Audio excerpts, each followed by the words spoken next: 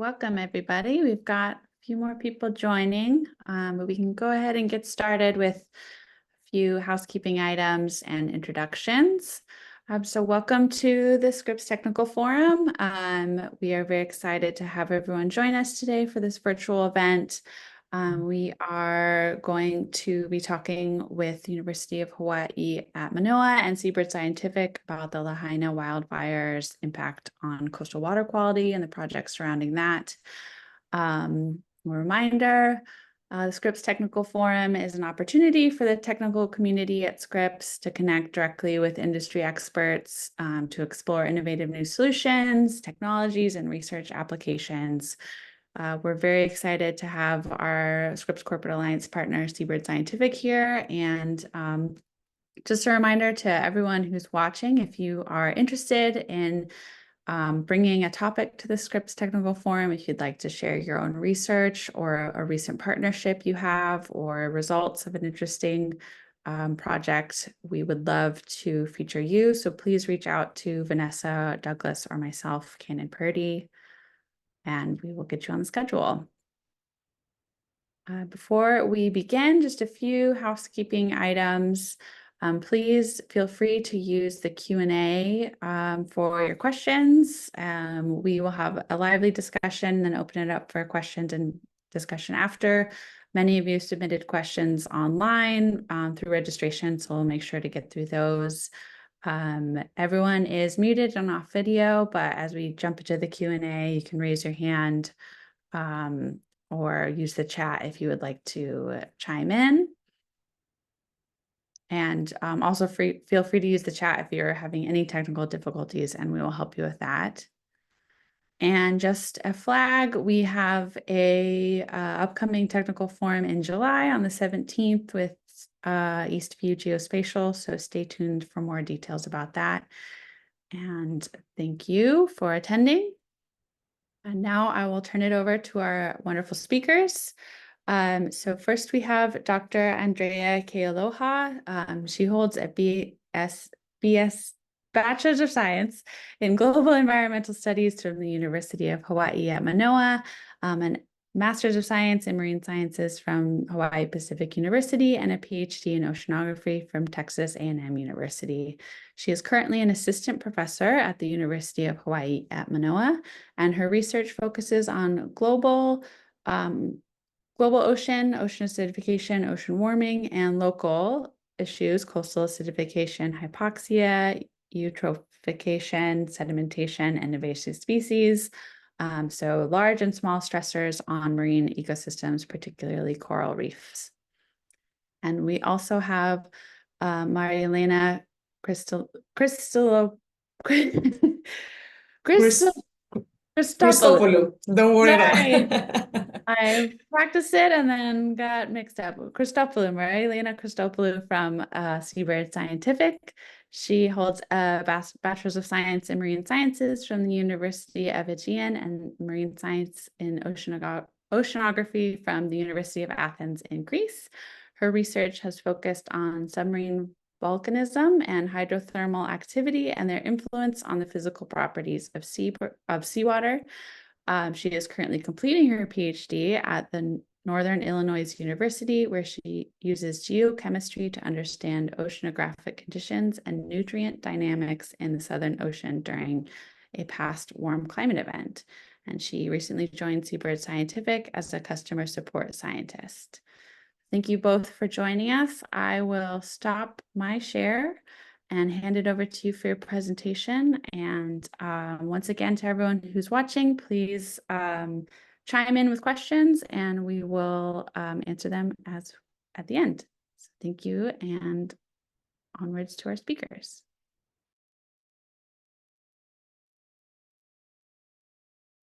Thank you, Cannon.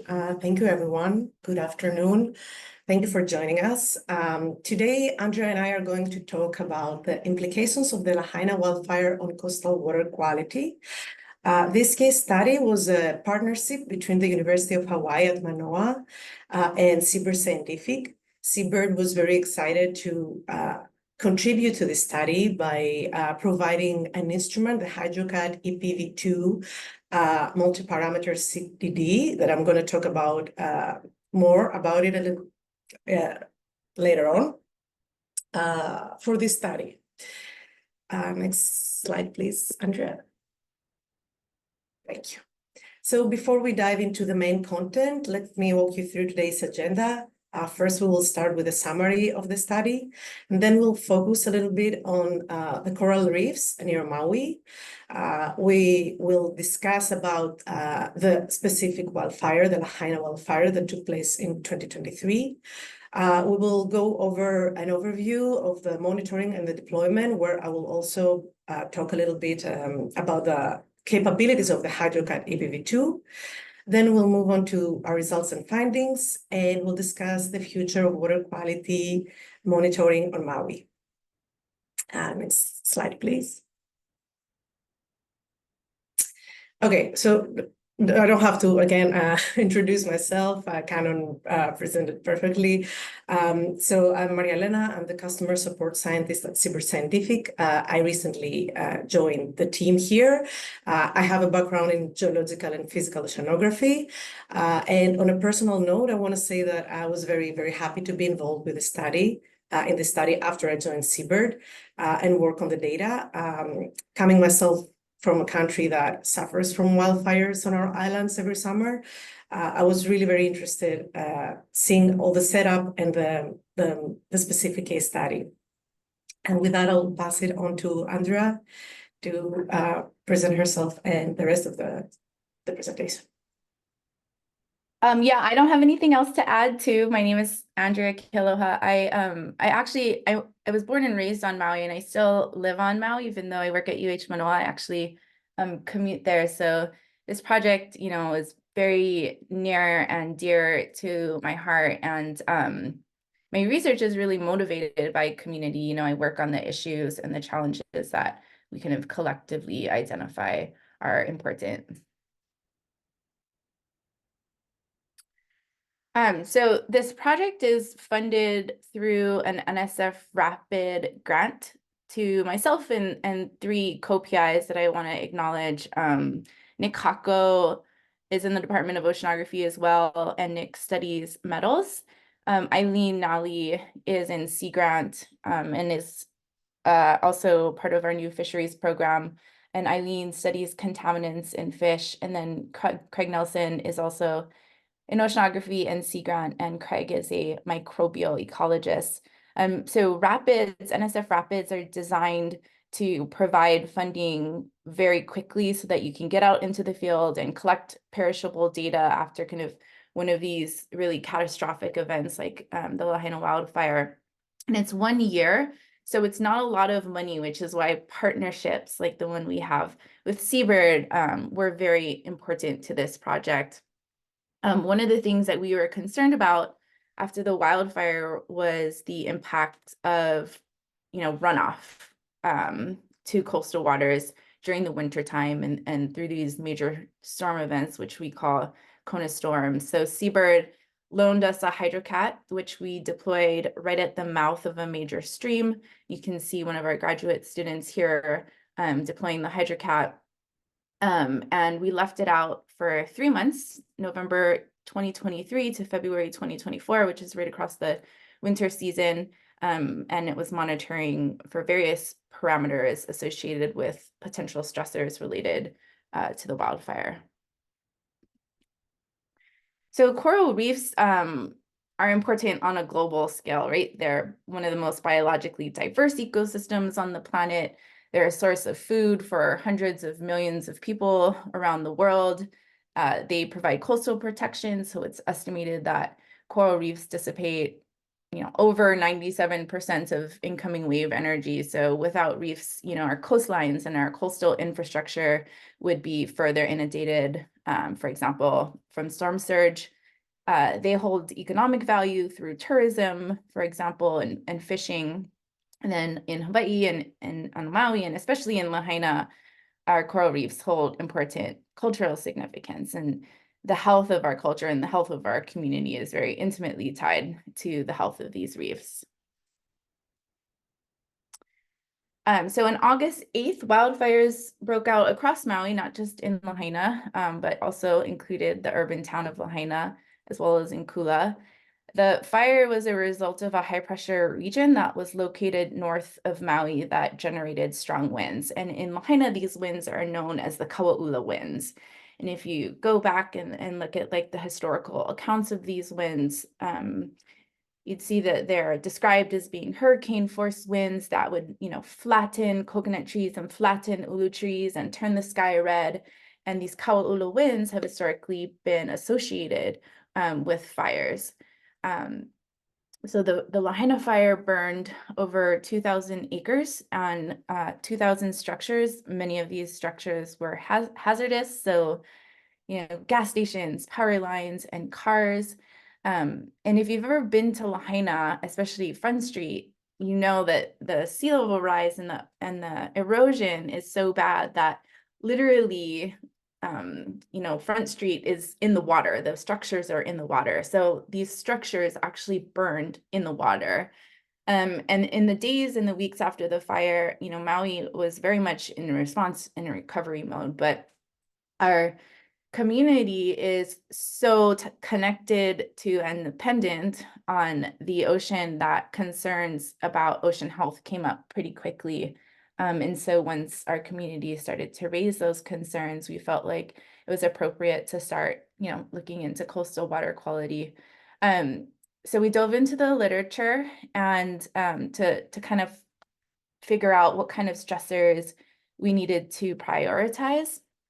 And through that, we realized that this was, from what we could tell, the first urban wildfire that was adjacent to a coral reef. And so we kind of had to learn as we go. So there have been a couple instances of rural wildfires near coral reefs. So these studies have shown that, fires leave the land bare, and so that can increase erosion and increase sedimentation, leading to decreased coral reef calcification. Wildfires can deliver iron, which is a limiting nutrient to coastal waters, thereby stimulating algal blooms and potentially leading to hypoxia and coastal acidification. But what happens when you also release contaminants associated with the burning of urban infrastructure and hazardous infrastructure? So the goal of this study was to identify the post-fire stressors and then assess impacts to coral reef health. And there's a number of different metrics of coral reef health, and specifically, we're looking at ecosystem metabolism. So we're focusing on kind of 3 different methods of measurement collections. We have our shoreline sampling. So this is the top photo is showing one of the sites that we sample, which was in the harbor, which is where all the boats burned. And so we have 11 sites, shoreline sites that we sample at. 9 of those sites are located within the burn zone, and 2 of the sites are located outside the burn zone. So we classify those as control sites. We've been sampling approximately monthly since September. And then through the winter season, we increased our sampling frequency to sample right after these big Kona storm events that release, a lot of water. And we also sample some additional sites during those storm events. We're sampling, for discrete sampling, we're doing nutrients, metals, organic contaminants, so polycyclic aromatic hydrocarbons and PFAS, and also microbial communities. We also deploy 2 auto samplers, which is shown here. One of our students is working on prepping the auto sampler. One of our auto samplers is deployed within the burn zone, and one is outside of the burn zone as a control site. And these auto samplers are programmed to collect water every 3 hours for 3 consecutive days. And we analyze the water in those samples for carbonate chemistry, so total alkalinity and dissolved inorganic carbon. And then we also have sensors deployed across 7 sites, 5 within the burn zone and 2 outside of the burn zone. And these sensors are continuously measuring the general water quality parameters: temperature, salinity, DO, turbidity, chlorophyll. And then we also have tilt current meters to understand the flow of contaminants along the shoreline. So like I said, one of our biggest concerns was runoff during the winter season. And so we really wanted to place a sensor right outside of Kahoma Stream, which is a major stream outlet in Lahaina. So this photo is showing, can you see my pointer? The photo on the left is showing this like massive sediment plume after our first big January rain event, which is kind of what we referred to as the first flush. And so this is, the Lahaina burn zone. It extends kind of off to the left here, and then wraps around all of Lahaina and all the way down here to the coast in Puamana. And the brown water just extends from here all the way down to the end of the burn zone as well. And it's all being released by this little stream here called Kahoma Stream. And this is a blown up image of that stream. So we placed the hydrocat right outside here. So during heavy rains, this area can get pretty turbulent because so much water is coming out, so much sediment is coming out, trees and rocks and all of these things. And so we really needed a sensor that was robust and sturdy, but that was comprehensive and that could measure a suite of parameters related to, these fire stressors and these coral reef stressors. And I'll turn it back over to Maria Elena. Okay, so the HydroCat EBV2 was deployed on November the 12th of 2023. That was approximately 14 weeks following the wildfire. And as you can see in this left image, it was deployed within a cage. That's because, as Andrea mentioned, this site experiences debris deposits during that are like, big tree trunks and branches that are carried down by the stream. So to prevent any physical damage or any even displacement of the sensor, it was deployed within a cage. And then a surface buoy marker was also attached to the cage to locate the system from above water. Next slide, please, Andrea. Thanks. Okay, a few things about the HydroCat EPV2. The HydroCat EPV2 is the new multi-parameter seabird instrument. For those of you who know the SBE37 or microcat line, it is based on this product line, the SBE37. As every seabird instrument has a temperature and conductivity sensor, as well as optional pressure, dissolved oxygen, turbidity, and chlorophyll sensors.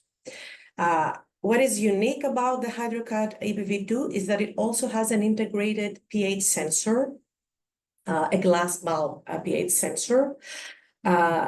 This modular pH sensor is very strong. It has been designed to be deployed for long deployments, like up to 90 days of deployment. And it's field swappable. So you can have multiple pH sensors and go in the field and replace it. So it is really a very compact system measuring 7 parameters all at once, which is very, very important for biogeochemical studies like this one. Next slide, please. So the HydroCat EPV2, like I said, is based on the moored instrument line, and it's designed for moored deployments in biologically rich environments and in a range of applications such as water quality and oceanographic research.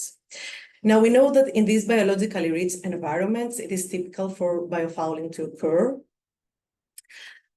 especially in long-term deployments. So the HydroCat EPV2 has different anti-fouling measures, ensuring stability of the measurements. In this picture, we can see the instrument 1.5 months into deployment.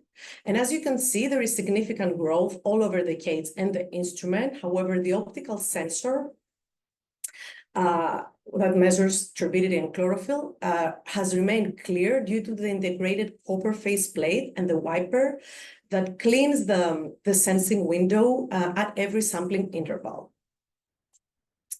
Next slide, please. Additionally, an integrated pump protects the rest of the sensors, temperature, conductivity, pH, and oxygen from biological growth, while in parallel, it ensures this pump flow path. It ensures that a measurement is taken at the same parcel of water, ensuring accurate measurements and reducing any errors. Next slide, please. So we're going to move on to results and findings. So the HydroCat EPV2 was recovered 3 months after the deployment, February 1st, 2024, after sampling each parameter every 20 minutes, resulting in a total of almost 41,000 measurements in total for all parameters, or almost 6,000 measurements for each parameter. So here you'll see the beginning of the deployment where everything is still like clean and without any biofouling, any growth. 1.5, like we mentioned earlier, 1.5 months in where there is growth. And here on the right, we would also like to mention our product manager, Natalie Zeliski, who she played a crucial role in this project overall. She set up everything, she organized everything. She traveled to Maui to help with the deployment and the recovery. And yeah, just a shout out to Natalie as well here. Yeah, next slide, please. I'll pass it on to Andrea again. Yeah, I'll add, Natalie and I also did our PhD together at Texas A&M. So I was, or she was in the graduate program as well. So I was really lucky to have that connection and to be able to get her to fly out here to help us with this deployment. You know, we had, like I mentioned, we had so many instruments and so much going on. It was just really, it would have been too much for us to try to figure out how to program and deploy all of these instruments on our own. So yeah, we were very fortunate to be able to work so closely with Seabird on this. And I'll also say, you can see here that at the end of the deployment, actually, because this sensor, you can see it was placed on these concrete blocks, because the sensor was placed right outside of the stream and there was so much sediment that like half of this cage was actually buried. And so, and I think it was probably in like 15 feet of water or something. So it's not too bad, but it was very heavy and it took a lot of, you know, a lot of work of a lot of people trying to go up and down and up and down and trying to get all of this very fine sediment off of the sensor so that we could bring it back up. So it's a really interesting field experience. Okay, so we're still collecting and analyzing data. So right now, everything is very preliminary, and we're really focusing on the HydroCat data for this presentation. So that's what I'm going to show is this 3-month time series from the HydroCat that was placed at Kahoma Stream. We have temperature at the top, salinity, chlorophyll, turbidity, oxygen in milligrams per liter, oxygen in percent saturation, pH, and then pressure. So these data, you know, are really going to be helpful in identifying the flush events, right? And interpreting the discrete shoreline samples that we have and the auto sampler data that we have in the context of those flush events. So I'll just point out a few things, you know, chlorophyll and turbidity, you can see the ranges are pretty massive here. So you can't see the oscillations in these parameters, but for example, in oxygen, these oscillations are driven by the day and night cycle. You can also see the tidal cycle, which in Hawaii is semi-diurnal, superimposed into those diurnal cycles. If we blow up the time series to just look at January. So in January, in Hawaii, we have these Kona storms that come from the south during the winter time, and they just can release a lot of water to areas that are typically dry. And for the entire month of January, we had the worst case scenario. We basically had Konas all month long, and so we had a lot of water. So this is the beginning of January to when we pulled out the sensor a month later. And so January 8th was our first flush event, which is shown by this black line, and you can see that temperature declines and salinity also drops.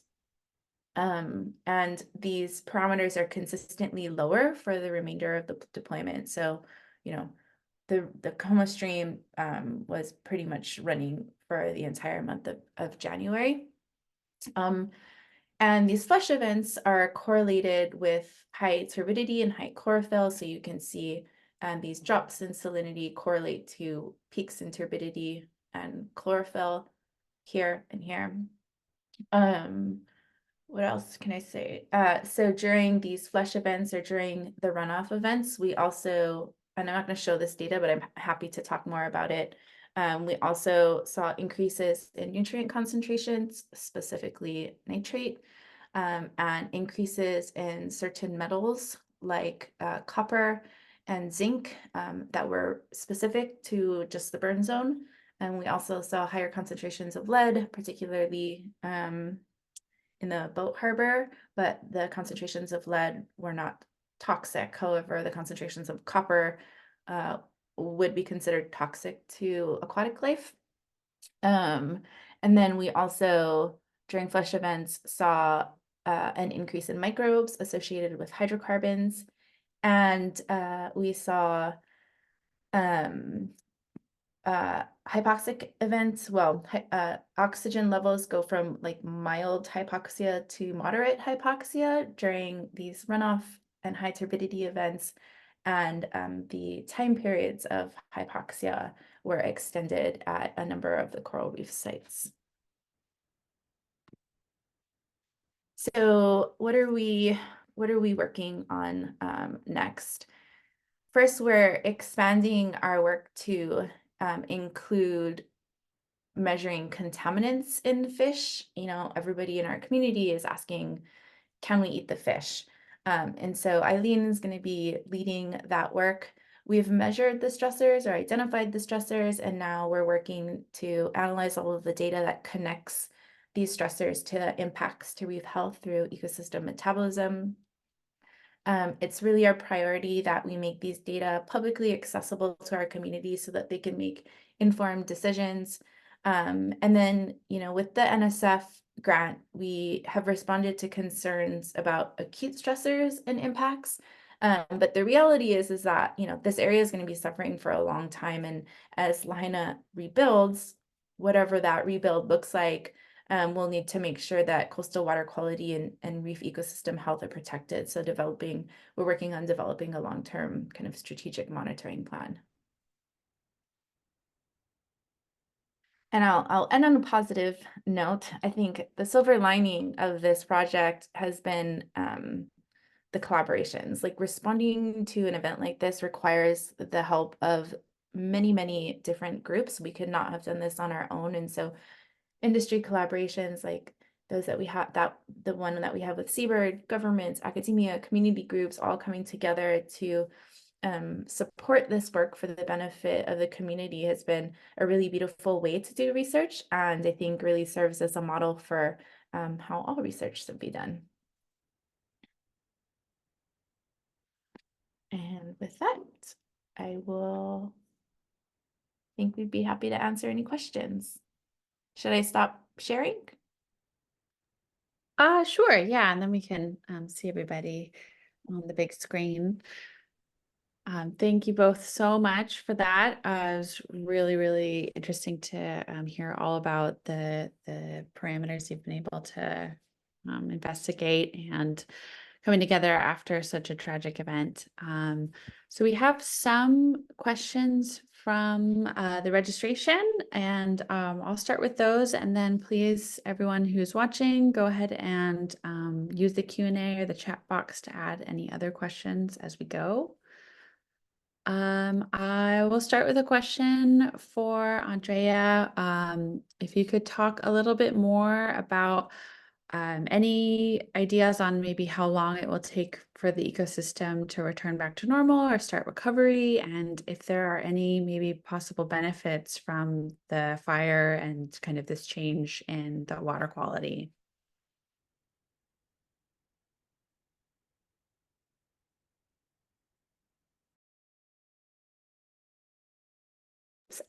You're on mute, Andrea, and also I was as well.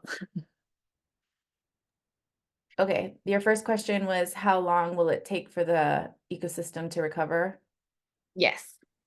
I think that's that's like the question that we're trying to answer and we're trying to monitor right now. So, first of all, we don't have a lot of baseline data. Like we don't know what the concentrations of different metals were prior to the fire. So I think that's why we have our control sites. Right now, we're seeing in our data sets still like elevated levels of metal, but they're not like from what we don't have a whole lot of information on metal effects to corals, but from what we can tell currently at this time, these levels are elevated but not harmful.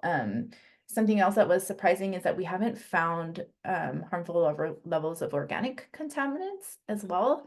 So that's been awesome, but also puzzling. We're like, where has it all gone? And so the Department of Health has actually cleared the area for swimming. So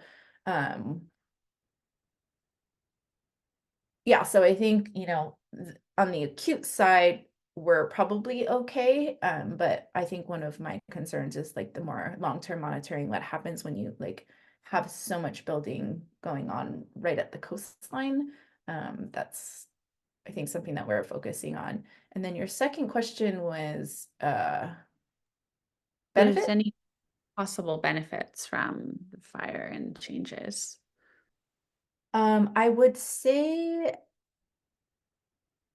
the only benefit I can think of, so when we had COVID here, you know, we had like a whole visitor quarantine, and every with just like I don't know 100 or 200,000 less people on the island, we saw that like water quality improved. We saw that the fish came back, and so actually like with the Lahaina fire, sometimes I wonder, you know, you have a lot of potentially contaminants or metals going into the water, but like what's worse, the people or the stresses related to the fire? And there's no people using the beaches in Lahaina, like at least within the burn zone. We go there a lot. I see tons of fish coming back, tons of limu coming back that we don't typically see. So yeah, like I feel like the beach use has declined, and that definitely could be a potential benefit. Oh yeah, that's really interesting. It'll be interesting to see how that kind of plays out into the future as well. Yeah. We have a question from the Q&A about some clarifying about the toxic elements. So Mitchell says, when you talked about lead not being toxic to marine life, but copper was found to be above a harmful threshold, what type of marine life is your baseline for biological harm or sensitivity, or what is the level of copper harmful to? Is it like more, are you looking at algae, inverts, fish, microbial communities? Yeah. So we don't like, that's a really good question. So when I say all we're comparing it to right now is like EPA, right? Which is the EPA standards, which are like, I think aquatic life. Like they're not even, I don't even think those are based on like corals, right? So I think like probably the next steps is trying to understand like, okay, like what do these numbers mean for corals and what do these numbers mean for fish? We saw those high concentrations of copper like right after the fire. Sorry, I don't have this this slides to show you guys, but basically like right after the fire, the copper concentrations, according to EPA, were high and considered acute toxicity. And then as you know, probably the ocean was doing what it was supposed to do, right? Which was flushing everything out. So these concentrations go down over time to the point where now they're more like chronic toxicity levels. And then now here we are almost a year later and those concentrations have declined even more. So hopefully that kind of answers that question. Great, thank you. Then we have a question for Maria Elena. And if you could talk a little bit about the layout of the sensors used. I know you talked a little bit about it, but specifically maybe the noise levels from the various sensors or kind of the cross possibilities of using these in an acoustic way. Yeah, so the main the unique technology of most of the seabird instruments, the pump flow. I have the HydroCAD EPV2 here. I could show it like live if it's easy. The schematic like of the sensor is basically I can show it actually. Let's make it a little bit more. I don't know. Okay, so that's the instrument. That's the actual HydroCAD EPV2 that was used in this study. So at the bottom is the dissolved oxygen sensor and the optical sensor that measures chlorophyll and turbidity. The pH sensor is here, and then the thermistor, the thermometer, and the conductivity cell is protected here within these cage. And the flow path connects these four sensors: temperature, conductivity, oxygen, and pH, like I mentioned earlier. And this is what ensures that what we measure, noise is very reduced and sample alignment is ensured through this technology because we make sure that we measure the same parcel of water. So any further calculation of salinity later or of any other parameter that we want to derive from the measured parameters in the sensor, we can make sure that it uses the same parcel of water, which is very important. Awesome, thank you. That's great. You could have it right there for us to look at. Awesome. And then I've got another question for Andrea. If you could talk a little bit about sort of the Indigenous community's interaction with the issue and also the research and expand on that.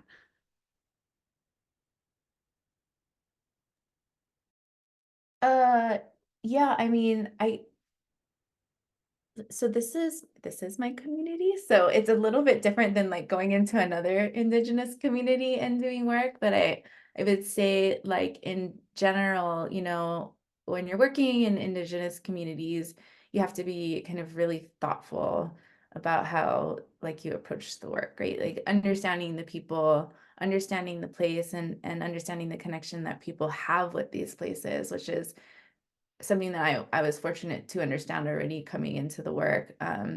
But yeah, like reciprocal exchange of knowledge, you know, we're like constantly working with people that are from Lahaina, like what, you know, where should we place these sensors? Where should we be collecting samples? What places are important to you? What places do you fish at? Which kind of fish should we be catching? Like, can you catch the fish for us using your methods? And then we'll test the fish for those contaminants. So it's like a constant exchange with the community, constant communication and data sharing, I think is probably, and then, you know, like asking these questions when you're asking, you're not developing these questions on your own, like you're developing these questions in collaboration with the community, which is why I felt like it was really important that we didn't just start going in and measuring water quality. We waited until they were like, we need to know water quality. And then we knew it was time to,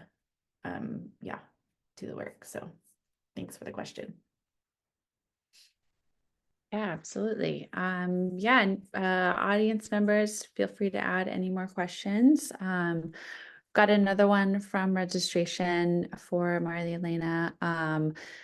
Jamin is interested in learning about geochemistry applications with Seabird instruments. If you could share a little bit about that. Absolutely, and we can talk also offline if there is any specific interest of any specific application. There are a lot of Seabird sensors that can be used for carbon cycle studies, nutrient studies, beyond the classics, beyond our classic conductivity and temperature sensors. We have sensors that can measure nitrate, again, chlorophyll, the optical sensors that can measure organic matter, particulate, and dissolved organic matter.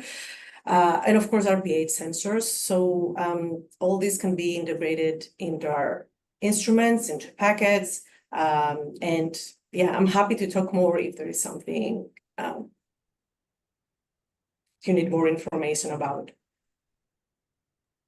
Great. Yeah. And for audience members, we'll make sure that everyone's contact information is available, and you can always connect with us after, and we can get you connected to both Andrea and Marielena to answer further questions. And then we have another question about Dan is interested in real-time data transmission in autonomous scenarios. I'd love to learn a little bit more about that. Yeah, so the HydroCAD EPV2 in particular comes with its own software, and it can be used to support the deployment. So it has it can transmit real-time data. You can choose whether you want your data to be stored or you want them to be transmitted real time. So it is a choice you make, a selection you make through its own software. And in general, our moored instruments, the SP37 microcap family that I mentioned earlier, has the capability to transmit real-time data as well.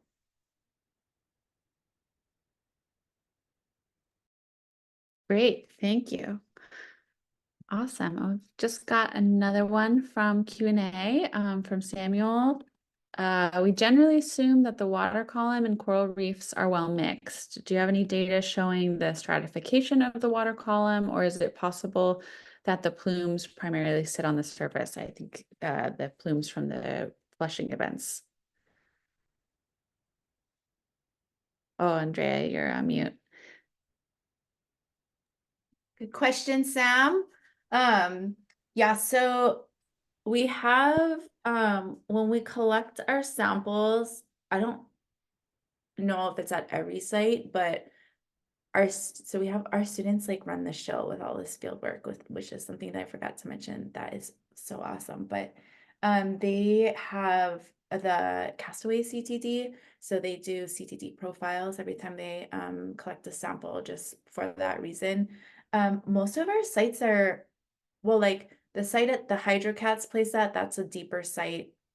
So we might have a few CTD profiles of that, but probably not very many. But most of the other sites are really shallow. So maybe just even a few feet. But yeah, good question.